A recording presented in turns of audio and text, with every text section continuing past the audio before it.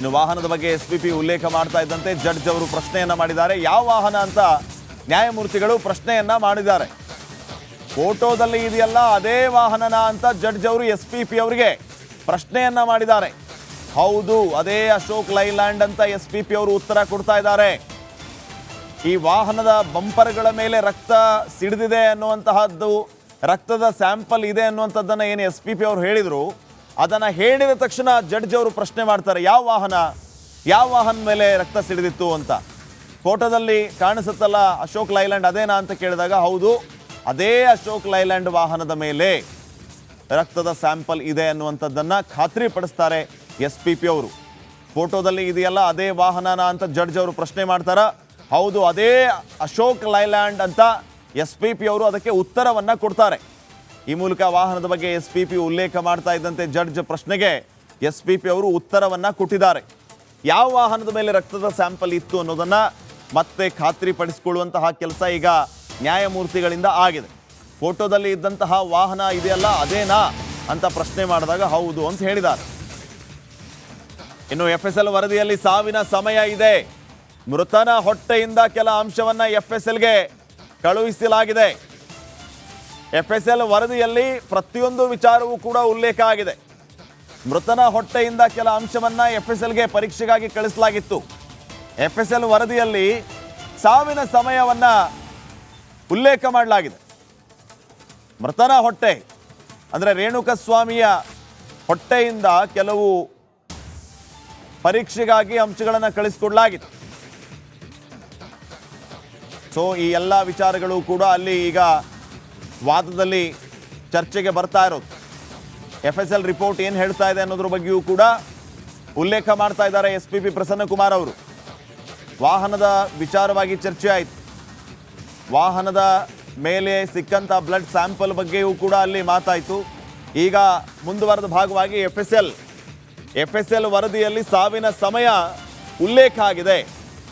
ಆತನ ಹೊಟ್ಟೆಯಿಂದ ಕೆಲವು ಸ್ಯಾಂಪಲ್ಗಳನ್ನು ಕಳಿಸ್ಕೊಡ್ಲಾಗಿತ್ತು FSLಗೆ ಪರೀಕ್ಷೆಗೆ ಅಂತಾನೆ. ಆ ವಿಚಾರವನ್ನು ಕೂಡ ಈಗ ಉಲ್ಲೇಖ ಮಾಡ್ತಾ ಇದ್ದಾರೆ. ಅದನ್ನು ಪೀಠದ ಗಮನಕ್ಕೆ ತರುವಂತಹ ಕೆಲಸವನ್ನು ಮಾಡ್ತಾ ಇದ್ದಾರೆ. ನೋಡಿ, ಯಾರ್ಯಾರು ಸಾಕ್ಷಿ ಇದ್ರು, ಏನೇನು ಹೇಳಿಕೆ ಕೊಟ್ಟಿದ್ರು, ಅವರ 164 ಸ್ಟೇಟ್ಮೆಂಟ್ ಯಾವ ರೀತಿ ಇತ್ತು, ಮರಣೋತ್ತರ ಪರೀಕ್ಷಾ ವರದಿಯಲ್ಲಿ ಏನಿದೆ, FSL ವರದಿಯಲ್ಲಿ ಏನಿದೆ, ಇವರ ಇನ್ವಾಲ್ವ್ಮೆಂಟ್ ಯಾವ ರೀತಿ ಇತ್ತು ಅನ್ನೋದನ್ನು ಹೇಳುವಂತಹ ಕೆಲಸ ಈಗ ಎಸ್ಪಿಪಿ ಪ್ರಸನ್ನಕುಮಾರ್ ಅವರಿಂದ ಸುದೀರ್ಘವಾದಂಥ ಈ ಪ್ರತಿವಾದದಲ್ಲಿ ಆಗ್ತಾ ಇದೆ. ದರ್ಶನ್ ಇನ್ವಾಲ್ವ್ಮೆಂಟ್ ಯಾವ ರೀತಿ ಇತ್ತು, ಉಳಿದ ಆರೋಪಿಗಳ ಇನ್ವಾಲ್ವ್ಮೆಂಟ್ ಯಾವ ರೀತಿ ಇತ್ತು, A6, A7, A8 ಈ ಮೂವರ ಫೋಟೋಗಳ ಬಗ್ಗೆ ಅಲ್ಲಿ ಉಲ್ಲೇಖ ಆಗಿದೆ. ದರ್ಶನ್ ಸ್ಥಳದಲ್ಲಿ ಇದ್ರು ಅನ್ನೋದ್ರ ಬಗ್ಗೆ ಹಲವು ವಿಚಾರಗಳನ್ನು ಉಲ್ಲೇಖ ಮಾಡಿದ ಪ್ರಸನ್ನಕುಮಾರ್ ದರ್ಶನ್ ಜಾಗದಲ್ಲಿ ಇದ್ರು ಅನ್ನೋದನ್ನು ಹೇಳ್ತಾ ಇದ್ದಾರೆ. ಈ ಘಟನೆ ನಡೆದಾಗ ಇದಾದ ನಂತರ ರೇಣುಕಸ್ವಾಮಿ ಎದೆಯ ಮೇಲೆ ಕಾಲಿಟ್ಟು ತುಳಿದಿದ್ದಾರೆ ಅನ್ನೋದು ಕೂಡ ಪ್ರಸ್ತಾಪ ಮಾಡ್ತಾ ಇದ್ದಾರೆ ಎಸ್ಪಿಪಿ ಪ್ರಸನ್ನಕುಮಾರ್ ಅವರು. ಹಿಂಸೆ ಯಾವ ರೀತಿ ಇತ್ತು, ಯಾವ ರೀತಿ ಹೊಡೆಯಿದ್ರು, ಯಾರೆಲ್ಲ ಸೇರಿದ್ರು, ಈ ಎಲ್ಲ ವಿಚಾರಗಳ ಬಗ್ಗೆ ಎಸ್ಪಿಪಿ ಪ್ರಸನ್ನಕುಮಾರ್ ಅಲ್ಲಿ ಉಲ್ಲೇಖ ಮಾಡ್ತಾ ಇದ್ದಾರೆ ವಿತ್ ಡಾಕ್ಯುಮೆಂಟ್ಸ್. ಅವರ ತಮ್ಮ ವಾದದಲ್ಲಿ ಉಲ್ಲೇಖಿಸ್ತಾ ಇರುವಂತಹದ್ದು ಮರಣೋತ್ತರ ಪರೀಕ್ಷಾ ವರದಿ, FSLನ ವರದಿ, ಈ ಎಲ್ಲ ವಿಚಾರಗಳನ್ನು ಉಲ್ಲೇಖ ಮಾಡ್ತಾ ಇದ್ದಾರೆ. ಎಸ್ಪಿಪಿ ಅವರು ಪ್ರಬಲ ವಾದ ಮಂಡನೆ ಮಾಡ್ತಾ ಇದ್ದಾರೆ.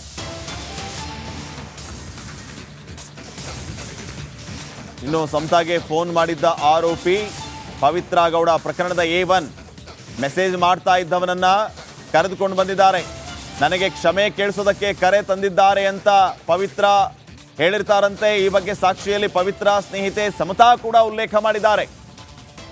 ಆರೋಪಿ, ಪ್ರಮುಖ ಆರೋಪಿ, ಪ್ರಕರಣದ A1 ಆರೋಪಿ ಪವಿತ್ರ ಗೌಡ ಸಮತಾ ಹೇಳೋದಂತೆ ಮೆಸೇಜ್ ಮಾಡ್ತಾ ಇದ್ದವನನ್ನ ಕರ್ಕೊಂಡು ಬಂದು ಕ್ಷಮೆ ಕೇಳಿಸೋದಕ್ಕೆ ಕರೆ ತಂದಿದ್ದಾರೆ ಅಂತ ಪವಿತ್ರ ಗೌಡ ಸಮತಾಗೆ ಹೇಳಿದ್ರಂತೆ. ಈ ಸಮತಾಗೆ ಫೋನ್ ಮಾಡಿದ್ದ ಆರೋಪಿ ಪವಿತ್ರ ಗೌಡ. ಇನ್ನು ವಾಹನದ ಬಗ್ಗೆ ಎಸ್ಪಿಪಿ ಉಲ್ಲೇಖ ಮಾಡ್ತಾ ಇದ್ದಂತೆ ಜಡ್ಜ್ ಅವರು ಪ್ರಶ್ನೆಯನ್ನ ಮಾಡಿದ್ದಾರೆ. ಯಾವ ವಾಹನ ಅಂತ ನ್ಯಾಯಮೂರ್ತಿಗಳು ಪ್ರಶ್ನೆಯನ್ನ ಮಾಡಿದ್ದಾರೆ. ಫೋಟೋದಲ್ಲಿ ಇದೆಯಲ್ಲ ಅದೇ ವಾಹನನ ಅಂತ ಜಡ್ಜ್ ಅವರು ಎಸ್ಪಿಪಿ ಅವರಿಗೆ ಪ್ರಶ್ನೆಯನ್ನ ಮಾಡಿದ್ದಾರೆ. ಹೌದು, ಅದೇ ಅಶೋಕ್ ಲೈಲ್ಯಾಂಡ್ ಅಂತ ಎಸ್ಪಿಪಿ ಅವರು ಉತ್ತರ ಕೊಡ್ತಾ ಇದ್ದಾರೆ.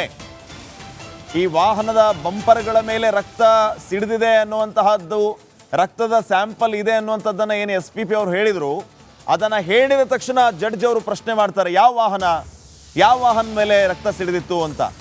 ಫೋಟೋದಲ್ಲಿ ಕಾಣಿಸುತ್ತಲ್ಲ ಅಶೋಕ್ ಲೈಲ್ಯಾಂಡ್ ಅದೇನಾ ಅಂತ ಕೇಳಿದಾಗ ಹೌದು, ಅದೇ ಅಶೋಕ್ ಲೈಲ್ಯಾಂಡ್ ವಾಹನದ ಮೇಲೆ ರಕ್ತದ ಸ್ಯಾಂಪಲ್ ಇದೆ ಅನ್ನುವಂಥದ್ದನ್ನು ಖಾತ್ರಿಪಡಿಸ್ತಾರೆ SPP ಅವರು. ಫೋಟೋದಲ್ಲಿ ಇದೆಯಲ್ಲ ಅದೇ ವಾಹನನ ಅಂತ ಜಡ್ಜ್ ಅವರು ಪ್ರಶ್ನೆ ಮಾಡ್ತಾರ. ಹೌದು, ಅದೇ ಅಶೋಕ್ ಲೈಲ್ಯಾಂಡ್ ಅಂತ SPP ಅವರು ಅದಕ್ಕೆ ಉತ್ತರವನ್ನು ಕೊಡ್ತಾರೆ. ಈ ಮೂಲಕ ವಾಹನದ ಬಗ್ಗೆ SPP ಉಲ್ಲೇಖ ಮಾಡ್ತಾ ಇದ್ದಂತೆ ಜಡ್ಜ್ ಪ್ರಶ್ನೆಗೆ SPP ಅವರು ಉತ್ತರವನ್ನು ಕೊಟ್ಟಿದ್ದಾರೆ. ಯಾವ ವಾಹನದ ಮೇಲೆ ರಕ್ತದ ಸ್ಯಾಂಪಲ್ ಇತ್ತು ಅನ್ನೋದನ್ನು ಮತ್ತೆ ಖಾತ್ರಿಪಡಿಸಿಕೊಳ್ಳುವಂತಹ ಕೆಲಸ ಈಗ ನ್ಯಾಯಮೂರ್ತಿಗಳಿಂದ ಆಗಿದೆ. ಫೋಟೋದಲ್ಲಿ ಇದ್ದಂತಹ ವಾಹನ ಇದೆಯಲ್ಲ ಅದೇನಾ ಅಂತ ಪ್ರಶ್ನೆ ಮಾಡಿದಾಗ ಹೌದು ಅಂತ ಹೇಳಿದ್ದಾರೆ. ಇನ್ನು FSL ವರದಿಯಲ್ಲಿ ಸಾವಿನ ಸಮಯ ಇದೆ. ಮೃತನ ಹೊಟ್ಟೆಯಿಂದ ಕೆಲ ಅಂಶವನ್ನು FSLಗೆ ಕಳುಹಿಸಲಾಗಿದೆ. FSL ವರದಿಯಲ್ಲಿ ಪ್ರತಿಯೊಂದು ವಿಚಾರವೂ ಕೂಡ ಉಲ್ಲೇಖ ಆಗಿದೆ. ಮೃತನ ಹೊಟ್ಟೆಯಿಂದ ಕೆಲ ಅಂಶವನ್ನು FSLಗೆ ಪರೀಕ್ಷೆಗಾಗಿ ಕಳಿಸಲಾಗಿತ್ತು. FSL ವರದಿಯಲ್ಲಿ ಸಾವಿನ ಸಮಯವನ್ನು ಉಲ್ಲೇಖ ಮಾಡಲಾಗಿದೆ. ಮೃತನ ಹೊಟ್ಟೆ ಅಂದರೆ ರೇಣುಕಸ್ವಾಮಿಯ ಹೊಟ್ಟೆಯಿಂದ ಕೆಲವು ಪರೀಕ್ಷೆಗಾಗಿ ಅಂಶಗಳನ್ನು ಕಳಿಸಿಕೊಡಲಾಗಿತ್ತು. ಸೊ ಈ ಎಲ್ಲ ವಿಚಾರಗಳು ಕೂಡ ಅಲ್ಲಿ ಈಗ ವಾದದಲ್ಲಿ ಚರ್ಚೆಗೆ ಬರ್ತಾ ಇರೋದು. FSL ರಿಪೋರ್ಟ್ ಏನು ಹೇಳ್ತಾ ಇದೆ ಅನ್ನೋದ್ರ ಬಗ್ಗೆಯೂ ಕೂಡ ಉಲ್ಲೇಖ ಮಾಡ್ತಾ ಇದ್ದಾರೆ SPP ಪ್ರಸನ್ನಕುಮಾರ್ ಅವರು. ವಾಹನದ ವಿಚಾರವಾಗಿ ಚರ್ಚೆ ಆಯಿತು. ವಾಹನದ ಮೇಲೆ ಸಿಕ್ಕಂಥ ಬ್ಲಡ್ ಸ್ಯಾಂಪಲ್ ಬಗ್ಗೆಯೂ ಕೂಡ ಅಲ್ಲಿ ಮಾತಾಯಿತು. ಈಗ ಮುಂದುವರೆದ ಭಾಗವಾಗಿ FSL ವರದಿಯಲ್ಲಿ ಸಾವಿನ ಸಮಯ ಉಲ್ಲೇಖ ಆಗಿದೆ. ಆತನ ಹೊಟ್ಟೆಯಿಂದ ಕೆಲವು ಸ್ಯಾಂಪಲ್ಗಳನ್ನು ಕಳಿಸ್ಕೊಡ್ಲಾಗಿತ್ತು FSLಗೆ ಪರೀಕ್ಷೆಗೆ ಅಂತಾನೆ. ಆ ವಿಚಾರವನ್ನು ಕೂಡ ಈಗ ಉಲ್ಲೇಖ ಮಾಡ್ತಾ ಇದ್ದಾರೆ. ಅದನ್ನು ಪೀಠದ ಗಮನಕ್ಕೆ ತರುವಂತಹ ಕೆಲಸವನ್ನು ಮಾಡ್ತಾ ಇದ್ದಾರೆ. ನೋಡಿ, ಯಾರ್ಯಾರು ಸಾಕ್ಷಿ ಇದ್ರು, ಏನೇನು ಹೇಳಿಕೆ ಕೊಟ್ಟಿದ್ರು, ಅವರ 164 ಸ್ಟೇಟ್ಮೆಂಟ್ ಯಾವ ರೀತಿ ಇತ್ತು, ಮರಣೋತ್ತರ ಪರೀಕ್ಷಾ ವರದಿಯಲ್ಲಿ ಏನಿದೆ, FSL ವರದಿಯಲ್ಲಿ ಏನಿದೆ, ಇವರ ಇನ್ವಾಲ್ವ್ಮೆಂಟ್ ಯಾವ ರೀತಿ ಇತ್ತು ಅನ್ನೋದನ್ನು ಹೇಳುವಂತಹ ಕೆಲಸ ಈಗ SPP ಪ್ರಸನ್ನಕುಮಾರ್ ಅವರಿಂದ ಸುದೀರ್ಘವಾದಂಥ ಈ ಪ್ರತಿವಾದದಲ್ಲಿ ಆಗ್ತಾ ಇದೆ. ದರ್ಶನ್ ಇನ್ವಾಲ್ವ್ಮೆಂಟ್ ಯಾವ ರೀತಿ ಇತ್ತು, ಉಳಿದ ಆರೋಪಿಗಳ ಇನ್ವಾಲ್ವ್ಮೆಂಟ್ ಯಾವ ರೀತಿ ಇತ್ತು, A6, A7, A8 ಈ ಮೂವರ ಫೋಟೋಗಳ ಬಗ್ಗೆ ಅಲ್ಲಿ ಉಲ್ಲೇಖ ಆಗಿದೆ.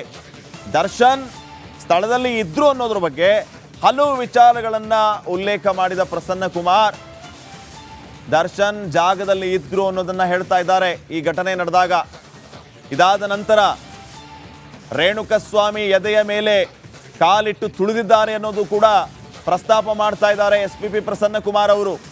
ಹಿಂಸೆ ಯಾವ ರೀತಿ ಇತ್ತು, ಯಾವ ರೀತಿ ಹೊಡೆಯಿದ್ರು, ಯಾರೆಲ್ಲ ಸೇರಿದ್ರು, ಈ ಎಲ್ಲ ವಿಚಾರಗಳ ಬಗ್ಗೆ SPP ಪ್ರಸನ್ನಕುಮಾರ್ ಅಲ್ಲಿ ಉಲ್ಲೇಖ ಮಾಡ್ತಾ ಇದ್ದಾರೆ ವಿತ್ ಡಾಕ್ಯುಮೆಂಟ್ಸ್. ಅವರ ತಮ್ಮ ವಾದದಲ್ಲಿ ಉಲ್ಲೇಖಿಸ್ತಾ ಇರುವಂತಹದ್ದು ಮರಣೋತ್ತರ ಪರೀಕ್ಷಾ ವರದಿ, FSLನ ವರದಿ, ಈ ಎಲ್ಲ ವಿಚಾರಗಳನ್ನು ಉಲ್ಲೇಖ ಮಾಡ್ತಾ ಇದ್ದಾರೆ. SPP ಅವರು ಪ್ರಬಲ ವಾದ ಮಂಡನೆ ಮಾಡ್ತಾ ಇದ್ದಾರೆ.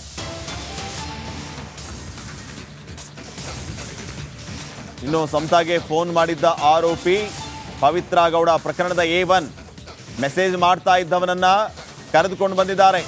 ನನಗೆ ಕ್ಷಮೆ ಕೇಳಿಸೋದಕ್ಕೆ ಕರೆ ತಂದಿದ್ದಾರೆ ಅಂತ ಪವಿತ್ರ